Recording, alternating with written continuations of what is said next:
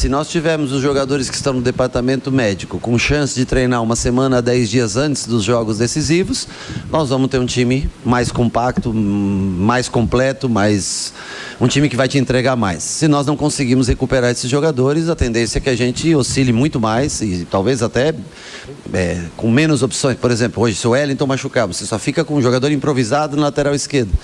Então, assim, a chance de oscilações existirem, elas continuam. Só vai melhorar quando ao menos, sei lá, 50%, 60% dos jogadores que estão lesionados, se você conseguir, em algum momento, ter todos esses jogadores. Se não, é natural que você... Olha a defesa que acabou o jogo. Caio Paulista na lateral esquerda, Belém, primeiro jogo dele no profissional, Beraldo pela direita e Natan. Se você espera que não tenha oscilação numa defesa completamente diferente, nova, que nunca treinou junto, todos eles juntos, nunca treinaram, eu vou mentir para você se eu disser que não vai ter. Agora, se eu tiver o Diego de volta, se eu tiver a Arboleda de volta, junto com Ferrarese, não, desculpa, com o Alain e Beraldo, eu tenho como... Eu não consigo treinar a defesa, porque eu só tenho um zagueiro, amanhã, por exemplo, vamos fazer um treino, eu só tenho um zagueiro para treinar, que é o Belém. Então não há como a gente treinar pelo número de lesionados. E a gente faz trabalho de finalizações ou jogadas em setores onde a gente tem mais jogadores, a gente trabalha o setor. Mas a gente não consegue.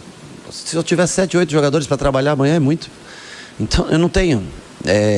Não dá para a gente fazer o time evoluir, porque se eu botar... Você imagina se eu botar o Beraldo e o Alan Franco para treinar amanhã de novo? Como é que eu vou fazer quarta-feira para jogar?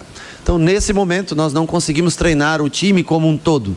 Nós conseguimos treinar algum setor, principalmente o meio-campo, algumas coisas, ou os atacantes, algumas coisas, de parte de finalização, uma bola parada que a gente vem tentando ir melhorando, acho que vem fazendo gols nesse sentido, mas eu não consigo treinar mais que isso. Mas hoje, mais 4, 5 jogadores saíram com dores e vão fazer exame amanhã. Se nós éramos 19, você tirar 4 ou 5, nós vamos ser 14, 15. E é o elenco que nós temos. Então, nesse momento, não dá para se trabalhar muito. Tem que tentar recuperar jogadores. É difícil para a gente trabalhar. Agora, eu não colocaria a culpa no departamento médico pelas lesões. As lesões, a maioria delas são lesões que são fatalidades. E as outras que acontecem, elas são em detrimento ao número de jogos que os atletas repetem. Olha aí, ó. Tem razão no desabafo, né, Mauro? Não tem muito o que fazer. Diante do que ele falou aí, a quantidade de desfalque que ele tem, o número de jogadores que ele tem, e não pode contratar. É aquilo que a gente fala, não pode gastar o que não tem.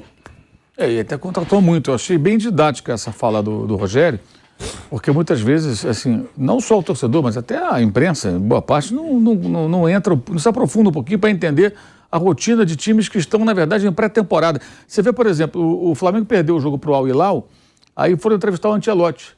Aí ele falou, realmente, fiquei surpreso com o resultado. A grosso modo foi o que ele falou, mas eles estão em pré-temporada, né? Quer dizer, o técnico italiano do time espanhol... Tem consciência. Ele tem consciência que um dos adversários possíveis, que seria o provável adversário dele numa final do torneio lá da FIFA, está em pré-temporada. Então, ele espontaneamente ele falou, porque ele sabe o que é uma pré-temporada. Pré-temporada para ele vai jogar lá na Ásia, aqueles amistosos, torneios que se você perder também ninguém vai pichar o muro, ninguém vai reclamar. É um aquecimento, uma fase de preparação, de inclusão de jogadores que chegaram para reforçar o elenco. Aqui não, cara, você tem que jogar toda hora. O que ele fala ali é muito sério. Ele não tem jogadores para treinar, treina setores, porque jogou domingo, quarta tem outro jogo. Poderíamos ter os campeonatos estaduais, pelo menos assim, domingo joga o Corinthians e joga sábado o Santos, quarta joga o Palmeiras, quinta joga o São Paulo. Você vai ter os grandes jogando mais espalhados, mas não todos têm que jogar sábado ou domingo, ou sexta-feira, sábado, domingo, ou quarta-feira, terça-feira, quinta-feira. É muito difícil, muito difícil. Aí você não tem, inclusive, algo que é muito comum no futebol europeu, eu cito o europeu porque é a referência do futebol mais evoluído em todos os aspectos, né? O que eles fazem lá? Eles fazem uma preparação física no começo da temporada, que é a base para sustentar toda ela. Então você prepara os times e depois você faz uma manutenção. Mas o jogador no início ele vai ser bem exigido, porque ele vai treinar muito, parte física e tudo mais, cada um com as suas peculiaridades, a característica de cada um, aí, física e tal, as limitações físicas que alguns jogadores eventualmente têm, né? Aqui não tem nada disso. Não tem nada disso. Então ele tem que terminar com uma defesa toda remendada, tem que ficar lançando garotos às vezes de forma precipitada, porque não tem opção. E não é só o São Paulo, isso é geral. Isso é geral, independentemente do time ter mais elenco, mais dinheiro. É bizarro isso. E é muito jogo. E assim, daria para você ter no caso, para quem compra os direitos, né? Partidas no meio de semana, no final de semana, envolvendo grandes camisas, mas só que mais espalhados, mas é jogo toda hora. É muito jogo. Os clubes não fazem nada para modificar também isso, né? Na verdade, eles não estão nem aí, os dirigentes não se preocupam, e a gente fica aí pregando no deserto, repetindo as mesmas coisas. Esse período é pré-temporada, ponto. Agora, qual o dirigente que tem coragem de tratar dessa maneira? Chegar para a sua torcida e falar, olha, eu estou montando um time, tenho aqui minha comissão técnica e os meus jogadores. Vamos tentar fazer o melhor possível. Se não ganhar aqui, paciência, eu estou mirando lá na frente. É o segundo semestre que importa aqui no futebol brasileiro. É quando você tem os grandes títulos em disputa. Mesmo para clubes como o São Paulo, que é um clube muito grande, mas que não tem hoje condições econômicas de montar elencos que possam, um elenco que possa competir com os mais bem-sucedidos financeiramente do momento, a segunda parte do ano é que importa. Porque é na Copa do Brasil que ele pode avançar, pelo menos avançar a fase decisiva e ganhar mais dinheiro. Quem sabe se o time encaixa ali, não briga pelo título, é sempre possível no mata-mata, fazer uma boa Sul-Americana, quem sabe ganhar um título que deixou escapar na final passada, chegar a Libertadores com uma campanha boa no Brasileiro. No Brasileirão, isso é um outro ponto importante, derrotar seus grandes rivais, uma vitória sobre o Palmeiras, a vitória sobre o Corinthians, sobre o Flamengo, sobre o Grêmio. Isso também é importante ao longo da temporada. Você pode não ganhar um título, mas você dá uma tamancada, uma pancada em um ou outro rival importante, times fortes, o torcedor fica feliz. Como é que funciona a cabeça? Vou pegar aqui um exemplo. Como é que funciona a cabeça do torcedor do Everton na Inglaterra? O Everton era campeão lá nos anos 80 e não ganhou nunca mais o campeonato inglês, não ganha nada. Virou um time médio. Mas quando ganha do Manchester United, você acha que o torcedor faz o quê? Ele vai para o pub encher a cara. É o título dele. É um time tradicional que antes do Alex Ferguson tinha mais títulos de campeão inglês do que o próprio Manchester United. Mas é um time que mudou de patamar, ele caiu um pouco. Outros subiram, mudou o perfil do futebol europeu, futebol inglês, muito dinheiro que vem de fora. Mas o torcedor continua lá, lotando o seu estádio. Aliás, vamos fazer até um estádio novo, né? Super bonitão, lá na beira do Rio, aquela coisa toda, do Messi. Mas ele se alimenta do quê? De vitórias sobre equipes importantes também. E ele continua frequentando o estádio e tal. Então, quando o time está numa transição, tentando se recuperar, existem maneiras de você dar alegria ao seu torcedor. E tudo vai se concentrar no meio do ano para frente. Agora, no começo do ano, é tudo meio aquecimento. Né? Copa do Brasil, fases iniciais, sempre tem o risco de um vexame, como o Internacional caiu para o Globo no ano passado, por exemplo. Né? Você tem a Libertadores Sul-Americana iniciando, para quem está na Libertadores, evidentemente. A Sul-Americana, no começo, é um nível técnico bem mais baixo. E os estaduais ocupando um período imenso da temporada. Com esses jogos, quarta, domingo. Então, você vê, a realidade do técnico é essa. Se fizerem a mesma pergunta para treinadores de outros times, dirão mais ou menos a mesma coisa. Com outras palavras, vão falar a mesma coisa. Porque é muito jogo. E daria muito bem para ter. Fim de semana, jogam 2 grandes. Meio de semana, jogam outros 2. Você vai gerar aí quantidade de jogos, atrações para transmissão no YouTube, no streaming, não sei de onde, na televisão, onde for. Mas não, e é geral, não é só o Campeonato Paulista, não. Praticamente todos eles são assim, com jogos no meio de semana e final de semana, mesmo campeonatos com um número menor de clubes, como é o caso do Rio de Janeiro, que tem menos times do que São Paulo, mas tem jogo também meio de semana e final de semana sem parar. São Paulo, ontem, enfim, a retomada o início do campo, aqui da temporada aqui do futebol brasileiro completou 28 dias, né? Iniciou dia 15 de janeiro. Então, os times aqui de São Paulo, eles já jogaram 8 vezes. Palmeiras 9, teve o jogo lá contra o Flamengo. No Paraná, no Campeonato Paranaense, eles já completaram 9 rodadas nesse final de semana. Aqui em São Paulo, pelo menos, folgaram um meio de semana aí. Em Minas Gerais, que inventou uma fórmula estranha, quando eu olhei no início, falei, pô, mas que campeonato esquisito. Mas eles estão cobertos de razão. 12 times, 3 grupos de 4, você não enfrenta os times do teu grupo. Ou seja, essa primeira fase, que vai ser longa em todos os estados, lá em Minas vai ter só 8 datas. Já há algumas temporadas que o Campeonato Mineiro ele é mais suave. E agora você vê. Muda até o regulamento, mas sempre com um número menor de jogos. E cada vez diminuindo mais. Então, hoje você pega Cruzeiro, todo mundo está com 4 jogos. 4 jogos em um mês. Tá, enfim, razoável. Tá dentro. Tá dentro. Hoje tem um artigo no L'Equipe. O L'Equipe fez um levantamento de quantos jogos, aliás, de quantos desfalques o PSG tem desde 2013 e 2014 em todas as fases de oitavas de Champions. Um monte. O Neymar ficou fora de 4 vezes, enfim, o Mbappé acho que já vai para o 2º ano. Enfim, são vários jogadores importantes fora por lesão. Aí eles falam o seguinte, bom, vocês estão reclamando agora de lesões e tal, mas outro dia vocês estavam jogando lá na estreia do Cristiano Ronaldo. Então, os clubes querem jogar tudo, querem ganhar tudo, querem arrumar dinheiro de qualquer jeito e depois reclamam que o jogador está estourado em momentos importantes. Então, é óbvio que aqui a gente com elencos menores ainda acaba sofrendo mais. E a maluquice Então, é não tem jeito, é crônico. Médico. É o coitado do médico. O médico, o que o médico tem que ver com contusão? Ele tem que recuperar da contusão, não pode fazer nada. Como é que o médico vai? Tá demorando demais para recuperar? Vamos ver por quê, né?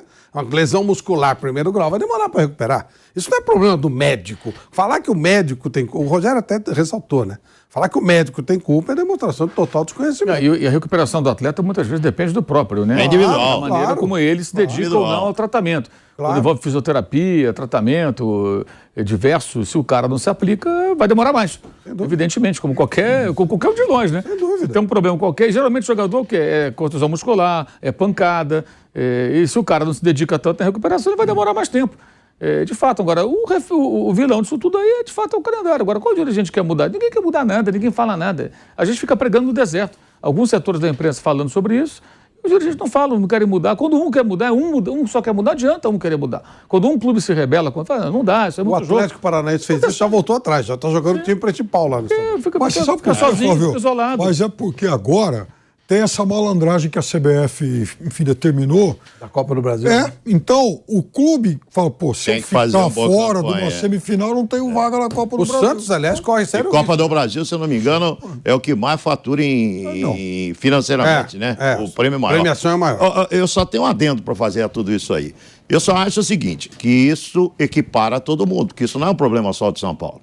Então não pode ser uma justificativa. Geral. Né? Geral. Isso é geral. Então isso equipara todo mundo. Então não pode ser uma justificativa do Rogério. O Rogério está fazendo um alerta. Mas é que ele diz que ele tem menos elenco, né? Ele tem menos elenco que o Corinthians e o Palmeiras, por exemplo. É um alerta que ele faz, mas é um alerta que serve para todo mundo. Né? Isso equipara todo mundo. Não é só o São Paulo que tem esse problema. O Corinthians, por exemplo, que é um elenco. Os jogadores decisivos do Corinthians são jogadores envelhecidos. Os jogadores que decidem, que podem trazer algo diferente para o Corinthians, são jogadores envelhecidos. Então você está aqui Renato Augusto, você está o Paulinho, são jogadores que você não pode desgastá-los bastante durante a temporada. Vamos fazer o Renato Augusto jogar todos os jogos. Não pode, ele vai estourar. Aí ele vai ficar 2 meses fora. E constantemente ele fica fora. Mas se você der uma sequência de todos os jogos pro cara, ele vai estourar. O Paulinho, a mesma coisa, ele vai estourar. O Paulinho não tinha contusões. Aí teve essa contusão séria e agora para se recuperar vai demorar bastante. Não vai voltar a ser aquele jogador nunca, porque já está envelhecido. Então, esses caras que têm elencos envelhecidos vão sofrer mais ainda com isso. Por isso que eu falo para você que eu não acredito no Corinthians em nada. Vão sofrer mais ainda. Ou contrata gente, ontem nós falamos isso no Canelada, né? 4 ou 5 jogadores de qualidade mesmo ali, para dar uma bela reforçada no elenco, né? E jovens também. Não adianta você trazer, você botar um monte de jovens, mas esses jovens que não decidem. Quem decide ali é o Renato fazendo uma grande partida. Ele faz com que o Corinthians jogue, né? Então, isso é um problema sério, realmente. O Mauro levantou, isso é sério, mas serve para todo mundo. Não é só o São Paulo, não, né? Agora, falando até no Corinthians, né, Nilson, que você chamou a atenção, mais um jogo horroroso do Corinthians, né? A gente viu o jogo contra o São Bernardo, o Pibiano é ridículo, ele tá rindo. Não é isso. A gente viu o jogo contra o São Bernardo. Eu conversa com o Flávio outro dia. 2-0. 2-0 pro São Bernardo, o Corinthians jogando muito mal. Agora time completo. E outra, o Corinthians estava jogando em casa. Porque a Portuguesa coloca o jogo para Brasília para ganhar dinheiro, onde a Portuguesa não tem torcida. Ela fez esse jogo para ganhar dinheiro em cima da torcida do Corinthians, para ir ao jogo no estádio em Brasília. E o Corinthians deu uma finalização no gol. Piperno, eu sei que você já tá rindo aí, mas foi uma finalização no gol. No segundo tempo, nenhuma finalização no gol dos dois times. O Corinthians teve 2 finalizações fora do gol e a Portuguesa nenhuma finalização.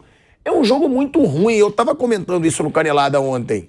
A gente está começando a se acostumar com o jogo ruim. Se você for perceber, se a gente contar 10 jogos até o fim da temporada bons de clubes brasileiros, é muito. Por que o futebol brasileiro está ficando com tanto jogo ruim? Porque, vamos ser sinceros, o time do Corinthians não é ruim. Não é um time que, por nome, você diz que vai jogar tão mal quanto joga na maioria dos jogos. Você chegou a ver a partida de ontem? Eu achei horrível. Jogo ruim, isso que você falou aí é uma coisa que a gente já constatamos há algum tempo. A gente tolera muito jogo ruim no futebol brasileiro. Quando eu falo a gente, é a torcida, boa parte da mídia. Eu acho que houve uma compreensão muito grande com técnicos retranqueiros durante muito tempo. Alguns foram exaltados porque conseguiam ganhar campeonato. Todos os técnicos eram... Uma vez o Fernando Diniz falou isso. Fiz uma entrevista com ele e falou, se você tem um campeonato em que quase todos os times jogam da mesma forma, preocupados só em se defender, para depois pensar em atacar, no natural que um desses times seja campeão. Então esse modelo de jogo, digamos assim, ele acaba imperando. Isso dominou aqui o futebol brasileiro por um bom tempo. E às vezes há um clamor para que você tenha sempre um volante pegador, que tem que ter, porque não sei o que e tal.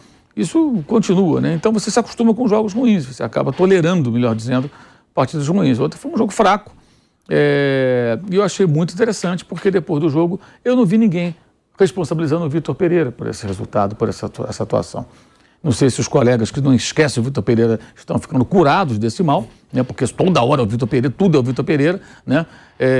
Mas ontem ele não foi responsabilizado. Eu acho que a responsabilidade foi do próprio Corinthians, não foi do seu ex-técnico, que já saiu de lá já tem tempo, né? Novembro, mais ou menos, foi? Novembro, dezembro, janeiro, já tem 3 meses. Daqui a pouquinho faz 100 dias que o homem já foi embora e ainda estão lembrando dele. Mas ontem não lembraram, não. Ontem parece que estão voltando ao normal. Ou o engajamento já não é mais o mesmo, sabe? Ficar falando na rede social do Vitor Pereira para buscar engajamento. Vai ver que o torcedor do Corinthians já está ficando de saco cheio disso também. Então os caras começam a mudar a estratégia. Porque tem gente fazendo, vinham fazendo isso. A empresa, teve gente que ainda pode associar, de repente, né? O lateral direito foi o Vitor Pereira que contratou, que pediu, né? Mas por que pediu? Porque o Corinthians não tem dinheiro para contratar jogadores melhores. Isso aí me lembra várias outras situações em que o técnico às vezes pede um jogador, aí fala, por que pediu esse cara? Esse cara não joga nada. Porque o clube não tem condição de contratar um jogador melhor, o técnico precisa de um elemento que jogue naquela função, então ele pede um jogador mais modesto porque ele precisa de alguém. O próprio Rogério com goleiros, né? Pois é. Muito questionado. Pois é. Você pergunta para ele, Rogério, se ele pudesse escolher, ele ia pegar o melhor goleiro da América do Sul. Quem é? Procura o cara e traz. Mas como o São Paulo não tem dinheiro, fica tentando jogadores mais acessíveis, ver se um deles dá certo. É evidente isso, mas não adianta. Se fosse escolha só do cara, né? Se tivesse orçamento do Paris Saint-Germain, o São Paulo não tem. Ia buscar um goleiro de primeiríssimo nível, mas não tem condição. Então isso também acontece. Tinha um de primeira ali e pegou outro. O Navas e pegou o Donnarumma. O Donnarumma, quer dizer, os caras vão buscar mais um, então é outra realidade, né? Mauro, a gente estava conversando outro dia sobre o Lázaro, né? Que você falava, eu quero ter uma esperança de que ele possa ser um treinador dessa nova geração, que jogue futebol, que não seja sempre esses treinadores resultadistas. Aí ontem, em cima dessa pergunta, eu até perguntei pro Vamp, pro Nilson, desse futebol ruim que a gente vê no futebol brasileiro. É raro a gente ver jogo bom. Você acha que é culpa dos treinadores? Você acha que é culpa dos jogadores? De quem é a culpa por tanto jogo ruim? É o treinador que é resultadista, tem medo de ser demitido e não quer jogar futebol? Ele quer simplesmente achar uma bola e não levar gol?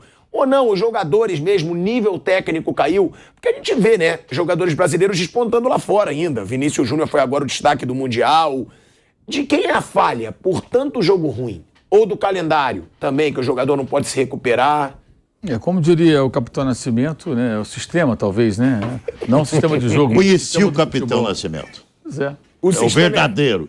Conheci o verdadeiro. O Pimentel. O Pimentel. Conheci ontem. O sistema é foda, parceiro, é isso. Mas o que ocorre também, acho que dentro desse sistema todo, acho que os técnicos têm grande responsabilidade, né? E também quem contrata os técnicos, que são os dirigentes, que os utilizam também como escudos diante de possíveis críticas da torcida, da imprensa e tudo mais. Eu sempre digo o seguinte, o técnico de futebol no Brasil, ele é o único profissional do mundo, em qualquer atividade, que ele defende o próprio emprego trabalhando mal. Ou seja, monta um time mequetrefe que só se defende, que não joga nada para garantir um 0-0, 1-1, 1-0 e eu sobrevivo no meu emprego. Ou seja, você trabalha mal, você não trabalha bem, o seu time pode mais, mas não pratica o futebol que poderia e está tudo ótimo. Você se mantém no emprego assim. Deveria ser o contrário, né? Você não está conseguindo fazer com que o elenco produza, lógico, avaliando a qualidade dos jogadores ali reunidos naquele grupo de atletas. Você não consegue apresentar aquilo que o grupo deveria, você não consegue fazê-los jogar tão bem, então você não serve. Não, é o contrário. Se tiver lá um 0-0, 1-0, 2-1, Então vai levando, e a gente ficou muito tempo refém disso. E com uma participação muito grande também nesse sistema da imprensa resultadista, da imprensa que cobra resultados imediatos na pré-temporada do estadual, da imprensa que faz aquela forçada de barra em cima de demissão de técnico quando o cara às vezes está começando com uma intenção totalmente diferente. Não sei o que vai ser do Fernando Lázaro, porque ainda é muito cedo para avaliar. E nem sei se ele vai ter tamanho, porque é um cara muito novo, ainda sem um histórico, para eventualmente... É difícil para um técnico como ele, por exemplo. Imagina que ele pegue um desses antigos jogadores do Corinthians e perceba que o cara não está rendendo. Tirar. Vai barrar. É difícil. Tipo um Fagner da vida. Como é que barra? Fábio Santos. Como é que você barra o cara? De repente tem um outro ali mais jovem, ou o cara que chegou depois, que tem... É difícil. O Dorival Júnior no Flamengo ano passado era o quê? Era um técnico refém dos jogadores. Maurão, eu só vou voltar aqui pra rádio, você guarda aí, refém dos jogadores. A gente está voltando, hein, pra Rádio Jovem Pan. De volta à Rádio Jovem Pan, agora na rádio e no YouTube. O Mauro César fazendo uma análise do porquê tem tanto jogo ruim no futebol brasileiro nesses últimos anos. É culpa de treinador, jogador, ele até mesmo falou também da imprensa, que cobra muito resultadista, né, Mauro? Sim. E no caso, eu estava dizendo, né, o caso do Corinthians, você pega o Dorival, que não é um novato, ele era refém dos atletas do Flamengo ano passado. Eu acho que isso até foi decisivo para que ele não permanecesse. Chegou na reta final, ele ficava minimizando atuações ridículas que o time apresentava. Né? Não é bem assim e tudo. Tem um dia que ele falou que seria desumano cobrar mais do jogador. Desumano cobrar que você faça um bom trabalho? Faça meu favor. Porque ele não tinha força para isso. O Lázaro vai ter? É difícil imaginar. Então ele precisa o quê? De resultado, óbvio, porque senão vai ser cobrado, e conseguir conviver bem com vários jogadores que são até mais velhos, eventualmente, do que ele, não sei, ou que tem a mesma faixa de idade, mas caras que têm ali um tempo de casa. Não é fácil, por isso que é difícil renovar também, né? Você vê que o Vasco tentou agora uma saída que pode ser interessante, que pegou o Barbieri, que já passou pelo Flamengo, estava no Bragantino, passou pelo Goiás, tem já alguma experiência, mas não é um técnico com esse peso todo. O Vasco, nessa fase de SAF, tentando se reerguer, trouxe de volta o Abel Braga numa outra função. O Abel, se dispuser a trabalhar como uma couraça protetora ali para o Barbieri, pode ser útil, porque ele pode justamente usar da sua experiência, seu tamanho, literalmente, que o Abel é um cara grande também no seu histórico no futebol, e que pese até uma queda no seu trabalho como técnico nos últimos anos, que é natural que aconteça, ele pode proteger o cara ali, sabe, dando um suporte, porque é muito difícil, é muito complicado. Então, por isso que muita gente acredita que o Corinthians tenha colocado o Lázaro na função para esquentar lugar, até arrumar um outro técnico, até o Tite resolver o que vai fazer da vida. É impossível não pensar nessa possibilidade, porque ele vai ter que remar contra tudo. E agora tem quinta-feira o Palmeiras pela frente. Aí, se porventura o Palmeiras vencer o jogo em Itaquera, né? Certamente vai ser pancada em cima do técnico. Porque o jogador de futebol é muito preservado também aqui no Brasil, né? O técnico, quando ele tem culpa ou não tem culpa, ele sempre é o primeiro a ser criticado. Os jogadores costumam ser muito preservados, né? O jogador quase sempre ele é preservado. Parece até que o técnico os controla que nem um videogame. E não é isso. Não é nada disso, é bem distante.